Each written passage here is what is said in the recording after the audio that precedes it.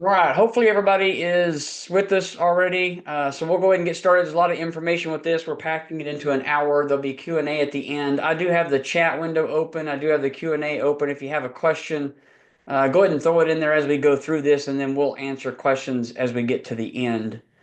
So thanks again for everybody joining us. It's what we're going to call it's our climate readiness, building codes, and HVAC best practices training. So I do, if you guys don't know me, I'm Randy Plumley. I'm with Spear. We actually do energy codes training throughout Texas and Oklahoma.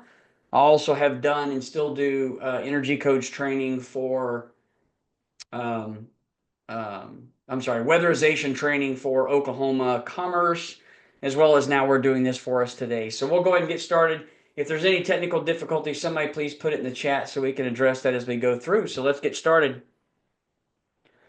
So benefits of home weatherization, you guys probably know a lot of this already, but we'll just run through it. Of course, some of it is kind of common sense. It's reducing your energy bills, increasing your comfort, enhanced indoor air quality, which is a big one now, especially after the pandemic that we had. Reduced environmental impact, uh, carbon emissions, things like that, and then an increased home value, which is still trying to be evaluated now. It's how do you assess and add the value to a home that's been updated. Longer lifespan for HVAC systems. If it runs right to begin with, it's going to last longer. And then you got reduced noise pollution. That's not really a big one, but more insulation adds for noise pollution reduction. And then decreased chances of condensation and mold growth. That's a big one. As you tighten homes up, there's more of a chance of trapping in moisture. So you got to watch out for that when you're doing some of that, or condensation when you got ducts touching each other. And we'll look at that a little bit later. And then, of course, enhanced durability and reduced maintenance as well. And then, of course, energy independence, that's a big one, but you've almost got to start doing solar and wind and things like that in the future so you can start having energy independence for each home. But that helps with that. And how do we get these homes ready for climate change and climate readiness that's happening and home healthy and safety? So, of course, as we said a second ago, some of these are redundant, but if you look at it from a different way and different perspective, if you reduce your energy consumption overall, you're doing and increasing the energy efficiency, you're reducing bills as well. Indoor air quality and ventilation. Ventilation is a big one now. The more houses get tightened up, the more ventilation they need to either exhaust or dilute contaminations that are inside the building. So that some of that contamination is just based on just people being in there, and animals and things like that that are off gassing throughout the build construction of the home. So moisture control, we talked about that one for a second, but the more you tighten homes, the less it has air moving in and out of the building. You are canceling out some of that moisture coming in through holes in the envelope, but then again, if there's moisture that's being created in the house, there's no way for it to get out either. So looking at it from two different perspectives. And then resiliency to climate events. So we all, if you were in Texas at the time of Winter Storm Uri, you kind of remember what happened. There was a lot of people that had to get evacuated because their homes were just below freezing. It was not a safe environment to be in. It's been proved through a study that a house that's been moved to a more updated building code or additional insulation could have sheltered in place for another day and a half longer. That could have been a life and health safety thing of you don't put the first responders at risk to try to get these people out because they're able to shelter in place longer. So it's been proven that we update these homes with energy efficiency measures. There is a direct correlation to resiliency and climate events. And then, of course, energy cost savings and economic security. And then, of course, heat stress prevention as well. So when we have holes in the building and you got air moving in and out of the building, there's stack effect that can bring air in from the bottom plates of the home, through the windows, through the wall, anything that we have. As you tighten up top plate penetrations or chases through the envelope, then you actually minimize air coming in from the bottom of the building as well. So adding to that, when we have 106, 108 degree days, 110 for 10 days plus, you kind of control that stack effect and stop having all these things that move in and out of the building uncontrollably. That's one reason why we like to do weatherization for our older homes. Then, of course, addressing climate and readiness and updating building codes. Texas is in its process of legislation right now to look at updating their statewide energy code, but Texas is home rule, so we have a lot of municipalities are on different codes, different cycles. When you guys do your weatherization stuff and you're getting a home more ready for climate change and readiness for the climate, you're actually looking at a code book, or not a code book, kind of a follow, but there are specific requirements within every jurisdiction throughout Texas that may also have to be looked at as well. And that's what I teach basically on a weekly basis is the energy code and what it looks like from a municipality, a builder, and a homeowner standpoint. But gaps in the code, again, you got different municipalities have different code requirements. Changes to the code, there are amendments throughout every city that we have. You're not doing you're doing either you're kind of doing not really a remodel, you're doing a weatherization. So it's not really adherent to a code that the city can enforce, but if you're dealing with mechanicals or you're adding insulation, that's kind of what you need to look at from what's the current level of codes in that city, and or what is the requirement of my program, and does that at least meet or exceed the current level of insulation requirement for the city that I'm in. Of course, with 2021 IECC improvements, we had more insulation. We have better moisture control by plugging up more of those holes. We have just a whole increase of whole building energy efficiency. So better mechanicals, better lighting, better insulation, more air sealing of the envelope. It just adds to the whole building efficiency of that. So an increased resiliency of the home. There's a study I just read recently, and I didn't realize this, but even homes like that have high wind shear potential in West Texas and around the coastal areas, if you're using a foam encapsulation roof, that helps hold down that roof from being blown over in wind and high wind areas. So that's kind of unique to, it's just an insulation product, but it actually adds to the resiliency of the building by actually able to hold down that roof a little longer and not get blown away. So when I go and do weatherization training, what I first teach is just assessing the house first. So what kind of equipment is currently in that home? If it's a gas appliance, then you need to make note of that. Is it in the envelope of the building? In other words, do you have a water heater in a closet that's in the hallway of the building? Is it gas? If it is gas, you're going to have to take steps and measures to ensure that that's isolated from the building's envelope. And of course, count all the exhaust fans, bath fans, utilities, making sure, trying to find out where that is. Is it in a specific climate zone in Texas and then beyond in the north? And you guys do this already. You do combustion analyze or CAS testing. So you're looking for worst case depressurization by looking at bath fans, kitchen exhaust, utilities, turning them all on and trying to find its worst case depressurization to see if a mechanical equipment that's gas in the home is going to get worse if you actually tighten the home. And then, of course, one thing I do put on for a safety measure is homes built prior to 1990 could have vermiculite insulation in it. Look for that because that sometimes can cause some health issues with some asbestos that was contained in that when it was manufactured. And then really what we're trying to do is we're defining the envelope of the building. In other words, if you take a step back of what you're looking at, where does the condition and unconditioned start and stop? And then drawing a line either visually in your head or you're writing it down on a piece of paper and you're saying, where is those knee walls? Where is the second floor, subfloor is it open to the attic itself? We'll look at pictures of what that looks like in just a minute.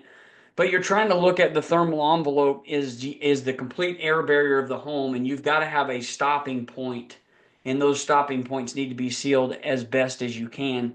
So having an alignment of that outermost air barrier and the insulation is really what you're looking for.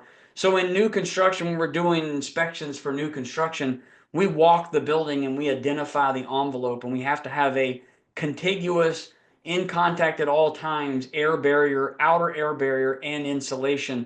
So you should never really see insulation on a vertical knee wall or an attic wall. You should not see that exposed to the attic. So I think in your guidelines, you guys are going to block that with something and have a six-sided encapsulation to that insulation. That's key when it comes to energy efficiency.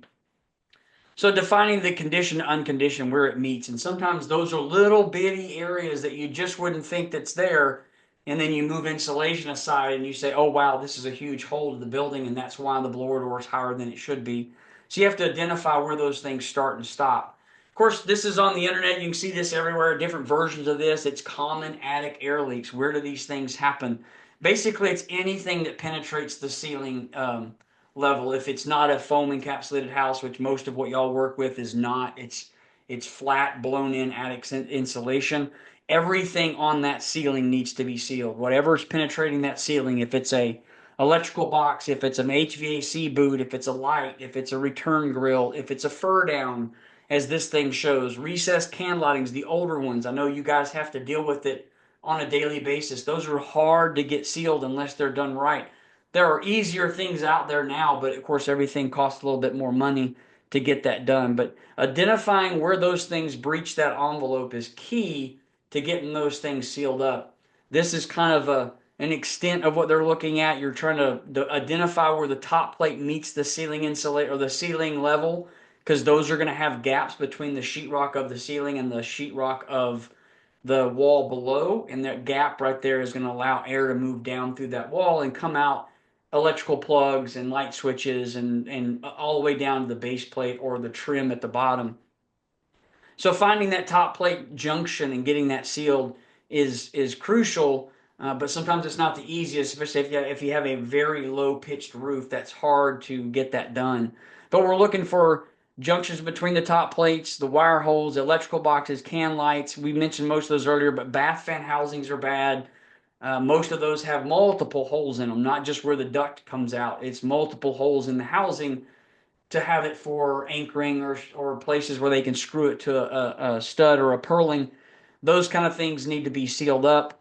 And then, of course, around kitchen vent pipes and then other penetrations that we'll see a little bit later, such as this. This is just an older home that has a gas line and an old, it's either cast iron pipe that's running through that, and it's just left open. That's kind of how they did it in the past. You guys have probably seen more of this than I have, but it's just going to have openings to that when you have something like this that we just call an open chase to the lower floor, what that turns into is a stack effect. It's a chimney kind of per se for air. When you have hotter air in the attic, it's lifting itself up, and as it's lifting itself up, it's pulling air up through the chase, and it's pulling air through the holes in all of around this chase, as well as whatever walls connected to this. It can reach all the way into that building and start pulling air out of the house. So things like this really need to be sealed. So that's a misalignment of the thermal envelope, which is, as we said earlier, you draw that identity and you say, this is where I start, this is where I stop. And then if you see this basically is an extension of the attic reaching all the way down to the lower floor, and you've got to make that level so you don't have that indentation in the envelope. So it could be in the attic, it could be in the crawl space, it could be in an unconditioned basement. You've got piping, electrical duct work that comes through this. Sometimes you have duct chases that come down. They do the exact same thing. If it's flex duct, it's really hard to get it sealed because eventually that will just move and crack. You must seal this at the attic floor, basement level, kind of just make this level across the ceiling plane. That way when you have attic insulation as well, it's all the same depth everywhere. And then keep proper distance from fireplace, water heater pipes, stove pipes, and we'll look at what that looks like in a minute. But one key thing I try to tell my guys when doing weatherization training is look for dirty insulation. If you find dirty insulation, that's a sign of air movement. All it's doing is acting as a filter. As the air moves in and out of that insulation, it's leaving behind its dirt trail. So you guys probably know this. Of course, when you get rock wool and this old material that's in there, you may not be able to have this aha moment and say, oh, I found it. This is where all of it's leaking, because it's dark. You won't be able to ascertain between a hole or that. So you're going to start moving things aside. But if you have Owens Corning, CertainTeed, there's also the white one out there from, I think it's from Knauf. All of those, they're going to show up dirt really well, and you can find those holes really quick and get those things sealed up. We talked about it a second ago, but old can lights are predominantly leaky. They had to leak when they had incandescent bulbs in them. Otherwise, they were fire hazards. And then the newer ones had breakers put in them to where if it overheated, it would pop. And once that popped, the light wouldn't work until it cooled down. So you can't add insulation over the top of these, and you're not supposed to seal all this off. However, if you're doing weatherization and you're changing out lighting and you're going to LED that has much, much, much less heat, if any at all. So if you put an LED bulb in there, sealing those up may be what you can do. But doing something like this, putting foam board around it, sealing all the penetrations, leaving enough room for air movement in older can lights is one way to get those sealed up. There's also the cones that if you unscrew the bulb, you can actually put it in there with an adhesive. It sticks to that socket, and then you put the light bulb in it. It holds that in there, and it has a gasket underneath the bottom that can actually seal that up. That's another way to do that. The best thing to try to do for energy efficiency, though, is replace these high energy use incandescent bulbs. Go LEDs. If you can replace the can light, do. If you can't, then just find a way to seal that off and use LED bulbs in it. The problem becomes if you seal it off and the homeowner finds an old incandescent bulb and goes back and puts it in, it could be a fire hazard. So you got to watch out for the health and safety of that. And of course, knee walls are a big one. This is showing just kind of a second story with a pocket attic that's there. We need it six-sided. I know that's probably in your guideline. There's a six-sided air barrier on the back side. What you're trying to do is protect insulation. If air moves through insulation, the R value diminishes. If you look at laboratory tests and how they do R value, it's basically a 1 inch, and they put temperature differences on both sides, and they see how much air transfers or is resistant to transferring through the insulation. They can come up with an R value with that. But if you stop air moving through it, then you uphold its R value. Just because it says R13 doesn't mean it's R13 if it's exposed to a huge temperature differential like an attic. If you've got constant air moving through it, that R value is diminished to almost nothing because you're allowing air to move in through the building. As you see at the very bottom of this picture, it says blocking. That's at the subfloor framing. That's a big one for older homes. Once you move that insulation back, you can put your hand all the way underneath that floor, and that is where a lot of the air moving in and out of the building and causing big major problems, and even air imbalance problems inside the building and comfort issues is blocking that. It's not as easy as it looks, but doing something like this is one way to do it. Moving all the insulation out of the way, putting foam board on it, polysealing, or using expandable foam all the way around it can actually stop that from moving into the subfloor. The older homes, as they sit, it's just OSB decking. Those things shrink and expand. There's gaps in those between all the boards, and eventually that's just allowing air to move up and down. A lot of times you'll see it around staircases on this same place. It's communicating with this subfloor opening, but it's pulling its air through the stairs. You guys probably know the trick already. If you have carpet on the stairs and it's light enough, you'll be able to see the trails of dirt everywhere where it's actually breathing around the staircase. A lot of homeowners think, oh, I just can't get the vacuum there. I do it with the little hose and the wand and it still shows up with dirt there. I just can't get it clean. Well, that's because it's an active filter because there's gaps in that staircase. Of course, attic insulation, climate zone 3, where you guys are actually located in climate zone 2, I believe. You're using the 2018 levels for that, and climate zone 3 is 38. You go climate zone 2, it's 30. That's changed in the 21, but it resorts back to 18 levels in the 24, which is now out. It's a longer conversation, but there's a point of diminishing return. Just adding more insulation doesn't get you more energy efficiency just because it's deeper. At some point, you're going to stop adding to the efficiency of it. So the 2024 went back to 18 levels, but added other additional energy efficiency measures other places in the book. So homes are still being energy efficient. They're just not having to put that much insulation in the attic. Especially in Texas, a lot of times we have low pitch roofs. Trying to go to an R49 or an R60 is almost impossible. Even if you're able to do that, the majority of the house is not that depth because we have hip roofs that taper at the end.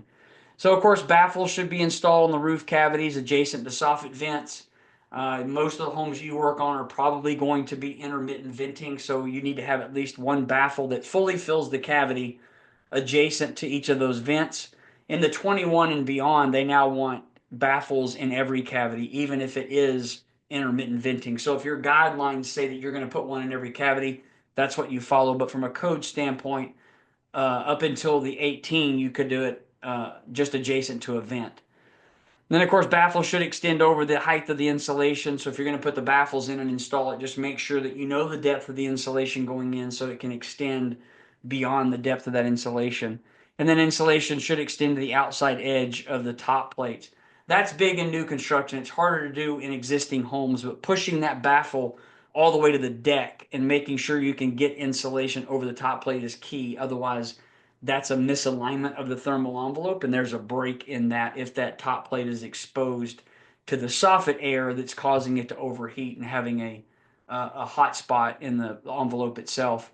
This is kind of new to the energy code. I think you guys already kind of do this already, but insulation damming is now part of code. It now requires that if you have a ceiling height change, or if you have a ceiling that's uninsulated like over a garage and you have insulated over the house, that you must put damming there so you can get the full height of the insulation all the way to the outermost top plate of the conditioned space. So you need a full fluff all the way to the edge, not tapering it at the last 2 feet because it's going to fall over and there's nothing holding it up.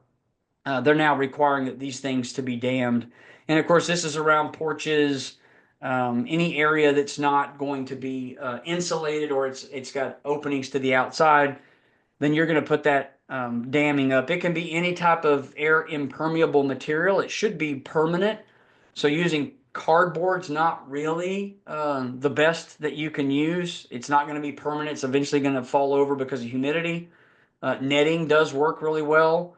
Sometimes you'll put, some builders actually have bats installed there, so you get a 38 bat and lay it there and then blow against it. Either way works as long as that's covered and you've got the full height of the insulation all the way out to the edge. And of course, scuttle holes. You guys probably see a lot of this with your existing housing, but scuttle hole covers should be at the bare minimum. It should be insulated to an R21. At least putting a bat there, fixing that bat to it and making sure it stays in place is sometimes tricky, but using some spray adhesives and having just a bat you lay down on there probably is going to be enough to hold it in place. And then, of course, also adding weather stripping to the trim. A lot of times new construction puts scuttle holes in, but they actually caulk them shut, and we don't require them to be weather stripped because it's caulked shut. But however, if homeowners are using it for active storage, that needs to be weather stripped. And it needs to have weather stripping that's going to be good enough to be used multiple times and not deteriorate over time. So HVAC code requirements, best practices. I'll just kind of spin through this real quick, but it basically is going through the code requirement for HVAC. A lot of this stuff you guys already do. R8 ductwork is required for anything 3 inches or greater. I believe you guys are all using R8 ducts. Of course, back in the older codes, we had a difference from where is the duct located. Is it in an attic, an unconditioned attic, or is it in a crawl space? Well, then the insulation was different. Now the code is aligning and saying everything has to be R8 or R6, depending on the size itself. But in the 2018, they still had this difference of where it's located. So ducts in other portion, like a crawl space, can be R6.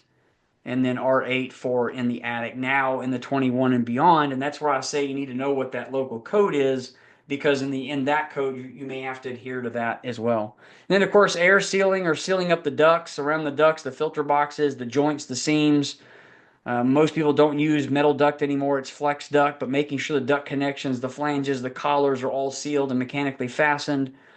That's the best way to do it. Putting in mastic as per the ACA standard is that needs to be the thickness of a nickel and go at least 2 inches into the collar or the fitting or the sleeve that you're putting it on.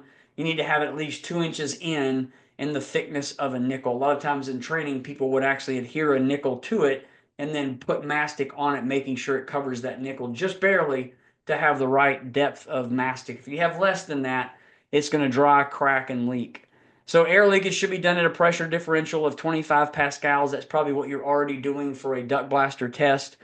That is a standard test throughout the code.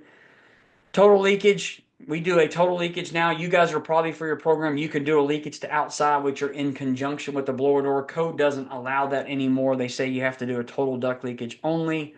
And we're looking at 4 CFM per 100 square feet of conditioned space. So 4%.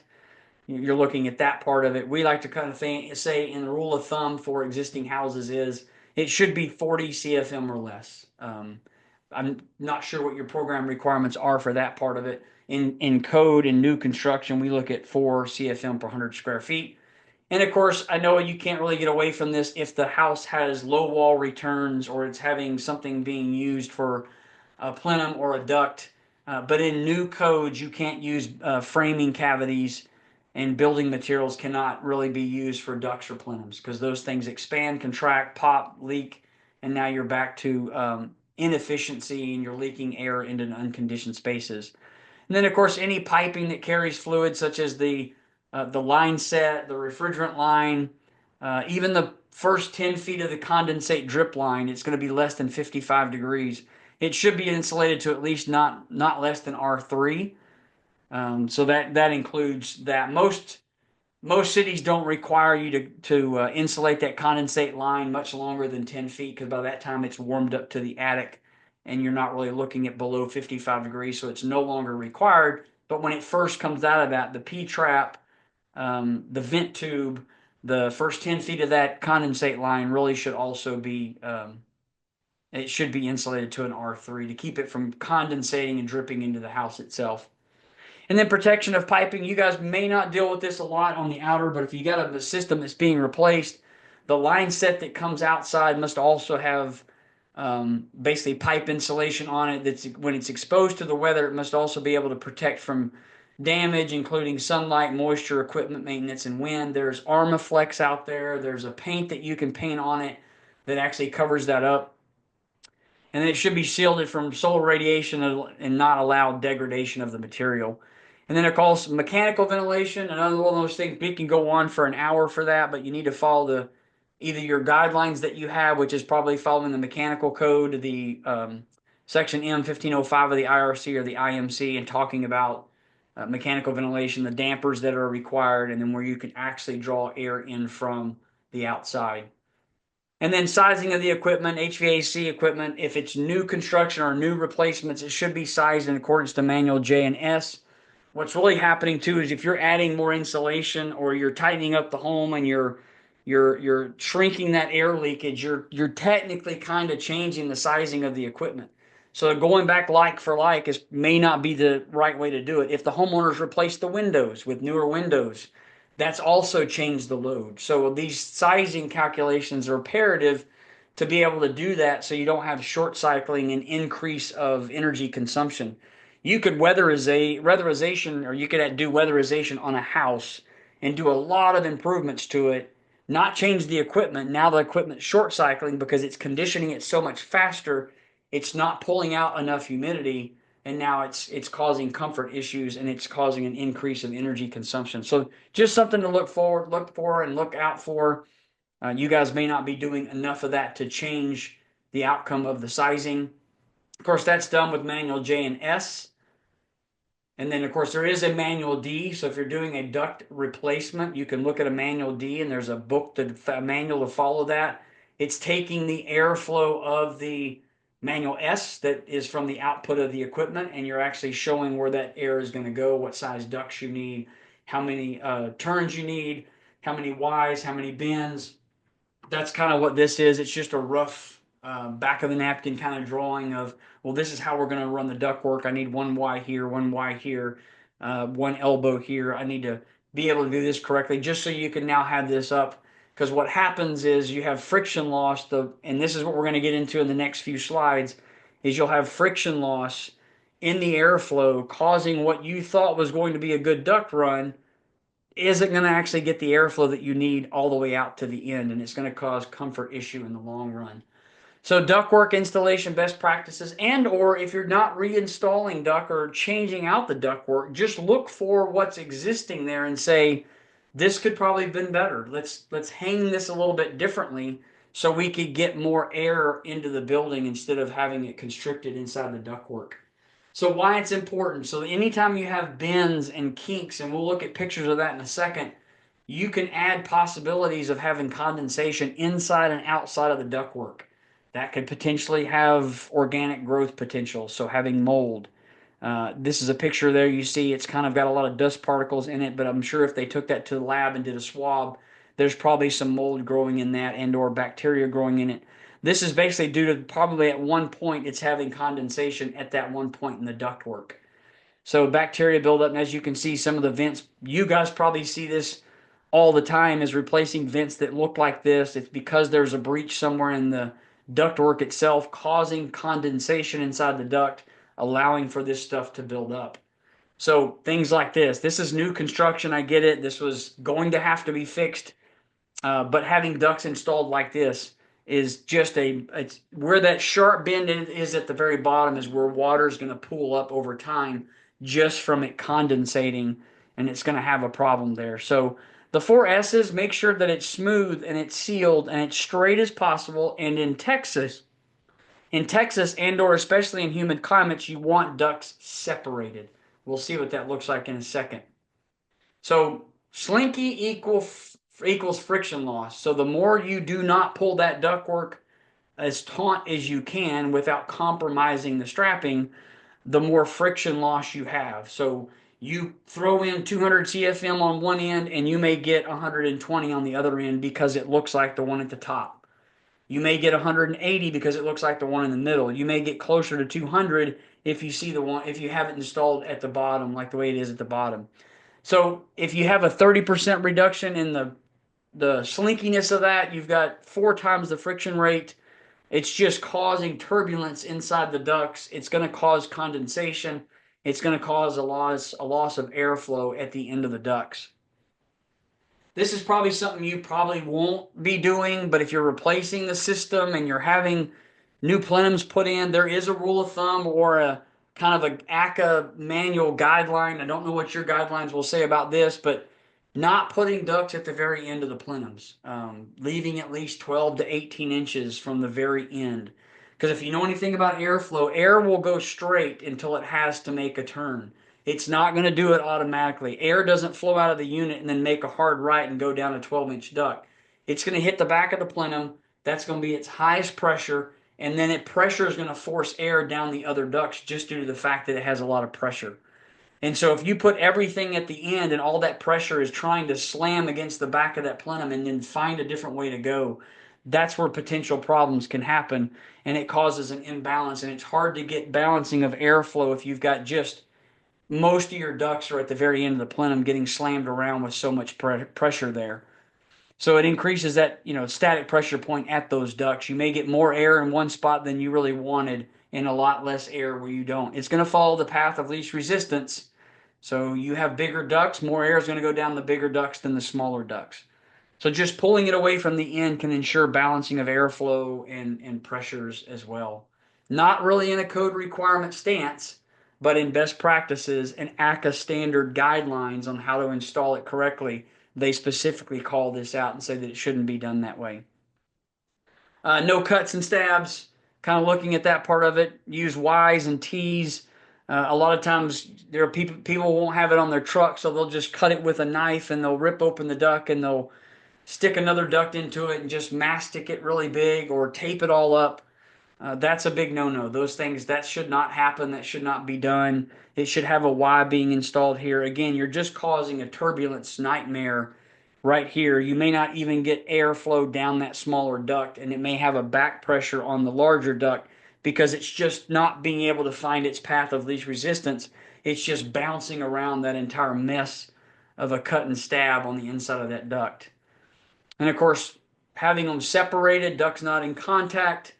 We'll see pictures of what that looks like from the field, but you want to make sure when they come out, the collars, if you're doing it on a plenum, make sure the collars are separated enough to where the ducts will not be touching each other. And when I say ducts, it's just going to be the outer mylar, the silver part of that duct. It should not be in contact with another. If you know anything about ducts, the silver on the outside is radiant barrier. Radiant barrier has a power of absorbing heat and not re-radiating heat unless it comes in contact with something. You put it in contact with something and they will transfer their heat back and forth to each other quickly. That builds up condensation problems. Those ducts will drip sweat from those things in the summer, and you will have water stains in the attic eventually, and the homeowner will call back as a warranty call or an issue with that. And then on the right hand side, you see ducts just laying over each other. There's straps there, but they just didn't strap it up high enough. It's probably a return at the bottom and a supply at the top. Again, that's probably one of the worst things you can do because the return's pulling back so much warmer air. And then you've got much, much colder air in the one above it. That's going to just pour water off the side, and the homeowner's going to wonder why they have water dripping on a service deck or on the insulation itself. But of course, goes without saying, but field examples and verification of always try to keep ducts off roof decks, off building materials. Once you touch a building material with that mylar, that radiant barrier will transfer heat from the stud or the roof deck directly into that duct liner. And now the insulation around that liner is being overheated from what it should be. And now you've got potential of condensation and moisture problems inside the ductwork. Of course, putting it against the roof deck also punctures holes through that mylar as well. And then, of course, the one on the right, you should never see something like that. That's probably not even getting airflow to where it's supposed to go. It's just crushed and kinked. That should be avoided at all costs. Another little one that a lot of people don't realize is when people run ductwork, a lot of times there's not really enough people in the attic, and you've got a guy running with the ductwork, and he pulls it, and when he pulls it, he collapses it at the collar. And if you collapse it at the collar, that's going to cause airflow problems. You're going to have high static pressure in the plenums. It's going to cause back pressure to the unit. It's going to cause it to prematurely wear out over time. You also just don't have the air going where it needs to go. So on the left, you see ACA showing a diagram of what it should look like, and you should at least put a strapping before, like, it's basically you're using the inner duct diameter. So if it's an 8-inch, that strap needs to be within the 8-inch of the collar or the plenum. They did that on both of these, but then they still pulled it too tight and they just collapsed it at the collar. The one on the bottom is basically oval shaped and it's falling down, which means that an HVAC guy would say, I know that duct can carry 200 CFM, but once you collapse it like this, you're not getting 200 CFM at all.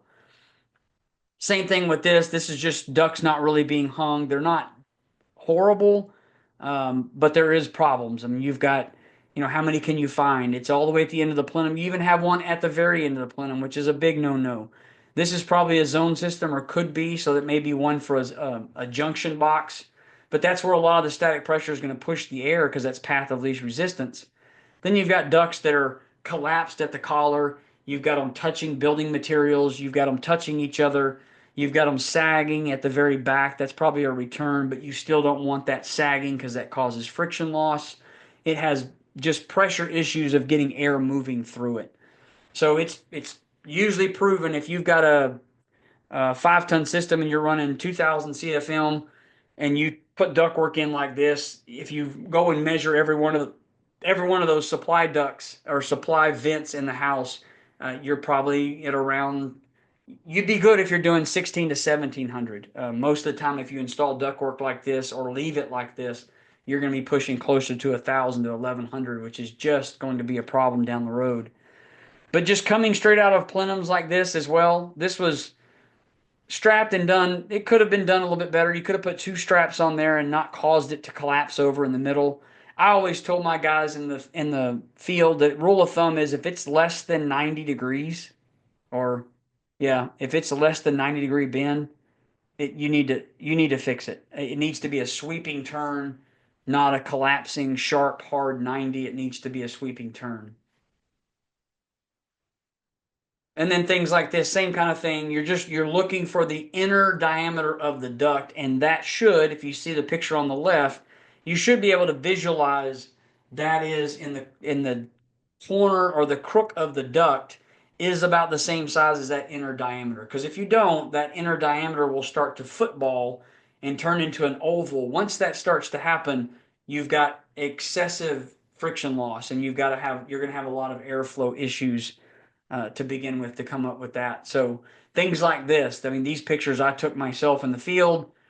But this was the one on the right hand side is the one you saw from the ground. This is the same one from the top.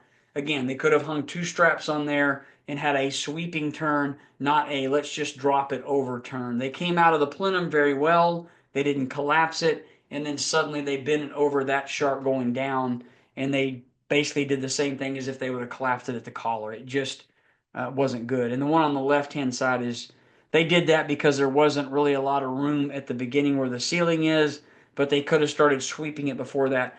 The big key to that is if you really want to do it right, you put a metal elbow in there, a metal 90, a metal 45. That adds to the cost. You guys probably don't do that, but to do it right and have less airflow problems is to do a sweeping elbow instead of actually allowing the duct to be kinked over. It can be done right. That's what we're looking at here is strapping it more than once. Code requires you to strap it, at least once every 4 feet if it's hung vertically in the attic like this. But as you see on the right, they hung it like every 2 feet because they wanted to have a sweeping turn, not doing just one and allowing it to collapse and fall over. So, and then of course the one on the left is going through a subfloor. But again, that's usually where we see people pull the ducts, collapse it at that TJI and cause airflow issues is just having it gradually sweep around. Because ACA actually has code or has standards on this and says, well, this is really how you should be doing this, is putting a strap on either side within one diameter of the duct. So if it's an 8 inch, you're going to do a strap on each side within 8 inch of the bend, and you keep what's happening on the right from happening. So this is a foam encapsulated attic. It's not going to be as severe, but you're going to have airflow problems. Maybe not condensate because the attic's going to be a closer temperature than the inside of the duct, or at least inside of the home, but you're going to have airflow issues. This is a large duct. It may feed more. It may be a trunk that's feeding a few branches. Something's going to be compromised. Something's going to have airflow issues down this line. So it should not be. They could have easily swept that over and not done it that way. And then sagging of ductwork. This is a big one we see a lot. They just don't pull it taut enough, or they don't have enough strapping. You need to have at least one strap within every 4 feet. Some cities require saddles, which is just a wider strap at the bottom. I think that we've gone from a inch-and-a-half strap to now required by ACA and HVAC standards. They've gone to a 2 inch because it's causing too much problems with collapsing of ductwork. But whatever material you have that you're using for that, just make sure we don't have sagging ductwork like this. This, again, if you think an 8 inch duct can do 300 CFM and you install it like that, it's not pushing 300, and it won't because of friction loss. And we talked about it earlier, but having ducts directly in contact with framing members is never a good idea if you can avoid that at all costs. Some people just use those framing members as a strap, but the minute you put that on a ceiling joists or you wrap it onto a purling or anything like that, once you do that, if the attic is 160 degrees, which you guys have seen that historically all the time, if it's 160 degrees, it's going to transfer heat directly into this duct super fast. That duct probably is going to have condensation problems down its trunk and probably back to the unit and probably wherever it can pool at whatever problem that it has. Or it's going to dump it into the house through the vent and have mold on the vents itself. Neither of these are a good idea. Triangle boxes have been out there. You guys probably see it a lot. My house had the same thing. They were split, they were busted, they were full of mold by the time I replaced them. They have balance issues, they have pressure problems, they have airflow issues. It's just you're slamming a lot of air into a tiny triangle, and then you're hoping, just due to static pressure, that air is going to feed down both equally and or diversely like you want it to, and it's not going to happen that way. The one on the bottom is a crawl space. Not a major issue, but it needs to be better, and you should avoid crushing the outer insulation at all possibilities. If you're unaware of this, though, this is one reason why friction loss is a bigger issue. Is you've got equivalency to the ducts, and each fitting that you install has equivalency length. Just because you think it's a 10-inch or a 10-foot long run, everything adds up. Every bend that you make in that duct adds equivalency length, causing that air to fight harder to get to the end of the run. So everything adds up. So always be careful of the fact that you've got ducts that are being bent or moved over. We talked about this earlier, but the thickness of a nickel and the width of 2 inches on the collars needs to be installed that way. That ensures that it's airtight and doesn't have mastic that cracks over time, and then you have air leaking.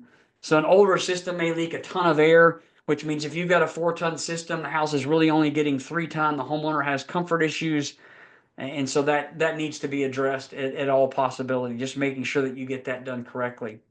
There's a lot with what we see with this, even in new construction, is they'll mastic around it, making it look like there's mastic on the collar, when in theory there's nothing. And you guys probably have pulled some of those out from existing houses and said, well, this was never sealed to begin with, because they put mastic on the outside and made it look like from an inspection standpoint that it was done, and it wasn't.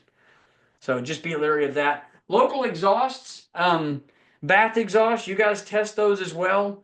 Anytime you have bath fans that are the old mini 50 CFM fans, if you attach a duct to that and it even takes one bend, it's never going to get 50. So getting 50 out of a 50 is not ever really going to happen. So if that's a requirement that you need, you may have to replace the bath fans. Kitchen exhausts also at 100. They can do continuous bath fans at 20 and kitchen exhaust at 50. Most people don't do continuous.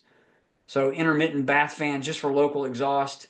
As I said a second ago, once you put a duct on a bath fan, if even just putting a duct on it, you've reduced the airflow. But if you take a bend, just like having the electrician install the box and then you put the duct on, then you have to go 180 degrees around, that's never going to hit the tested airflow from the manufacturer. Same with the kitchen exhaust. You run it like that, and you'll be lucky to get 100 out of the kitchen. So it's just going to have as minimal turns and bends as possible, and having, of course, the right size duct for the airflow that you're trying to get. And then mechanical ventilation, I won't spend too much on this. You guys usually probably do the Honeywell Y8150 and put it on a return plenum using the mechanical system or mechanical air handler as your fan source. There are standalone boxes. Just know that you guys already deal with this. I think on Red Calc, it actually goes and puts in ASHRAE 62.2 airflow calculation for the building. It actually tells you this is what this house is supposed to have. And so then you've got to install something to get there. And of course, most systems that we have installed today are not continuous, they're intermittent. So there is a chart in the IMC and the IRC that says, well, if you use, and I think your Red Calc does this, if you're doing it 30 minutes out of every hour, it'll multiply that times 2, and that's the airflow that you need for mechanical ventilation. Not sure if you guys test mechanical ventilation, but it's a wild card because there's so many different ways of doing it and so many different ways of actually getting it done correctly. And of course, best practices if you're going to install mechanical ventilation that's not currently on the house itself is making sure that you don't put it near a contamination source. If it's drawing air in as an inlet, you don't put it, and this is in the building codes, the IMC as well, is you try to stay 10 feet away from known contamination sources like kitchen exhaust, bath exhaust, garages, water heater vent flue pipes, sewer vent flue pipes on the roof itself. But there's different ways that you look at it and just say, well, if it's on the roof deck, you can't use an air hawk or a turtle box. You gotta put 2-foot stacks on it so it doesn't suck in off gassing from shingles during the summertime. It's got to be, if it's on the roof deck, it's got to be 2 feet or taller. And then, of course, best practices. This is probably something you guys deal with a lot, but I'm going to run through this real quick. Is just looking at vent piping, especially for water heaters. If it's in the home itself, look for signs of condensation, water corrosion, cracks, damage of any kind, or blockages. And of course, look for proper installation with the right support, the degree of sloping, and then is it a B vent pipe or is it a direct vent pipe? And look for that shielding around that combustion. And of course, always leaving clearance for the flue pipes, making sure you've got metal collars on them and you don't put it within a combustible. So double wall V-vent piping needs to have at least a 1-inch. If it's a single wall, it's got to have a 6-inch. You may have a different requirement. That's kind of what code requires. And you just got to make sure that you have it spaced out from that altogether. No insulation up against it. Putting metal damming around it so you could have insulation as close as you can get it, but not in contact, is ideal. And of course, always making sure you have the proper slope of the flue pipe, at least a 1/4 inch per foot, always going upwards and away from the furnace.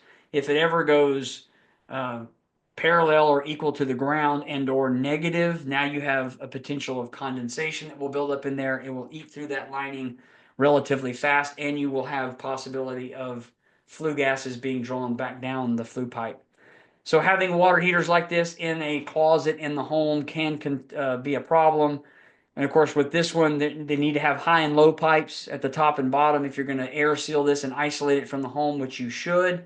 Having weather stripping and having a threshold on the doors, hopefully having a fire rated door. But once you seal off that closet, you got to give it its own air. So you got to have upper and lower combustion air for itself to have that to not suffocate. Once it starts to suffocate, of course, then it starts developing carbon monoxide because it keeps stripping off oxygen from carbon dioxide in the burning process to actually have that. And of course, gas lines and drip legs are always part of the code as well, making sure you catch any debris and or condensation that happens in that gas line.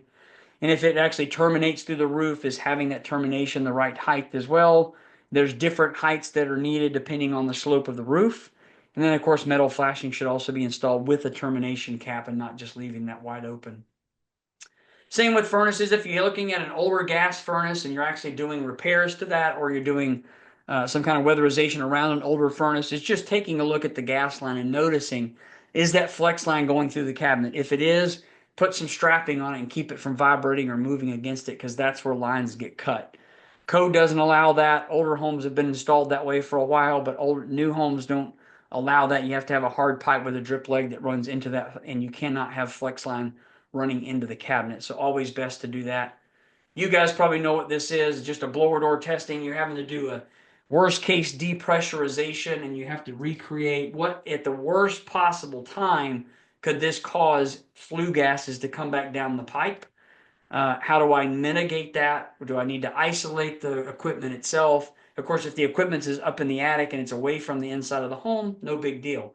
If it's in a mechanical closet, then you've got to do CAS testing and you got to find out, am I going to tighten this home and make this house worse of a potential safety hazard than when I got here before? Because once you tighten a home, not allow it to leak as much, then somebody flips all the bath fans on or the kitchen exhaust because there was a smoke on the stove, and mom says turn all the fans on and get the smoke out of here. Well, when they do that, it could cause a backdrafting of the equipment. And then, of course, how to mitigate that, we talked about it earlier, is full closet isolation from the conditioned space, weather stripping around the door, thresholds to be installed, and, of course, having high and low ventilation piping installed as well. The picture you see on the left is actually kind of the worst of the worst, is when you have two vented products side by side in the same closet, because they can really pull a negative on that closet. Or not pull a negative. It's got a more potential of backdrafting if that closet is able to backdraft at all. The bigger unit could backdraft the smaller unit if it doesn't have enough air. So you got to make sure you get this closet enough air that both these units can do that. So doing CAS testing, you're going to do that and simulate having the larger unit on to make sure that the smaller unit isn't backdrafted. So that's all I have for this training. I appreciate you guys being here. I don't see any questions that have popped up.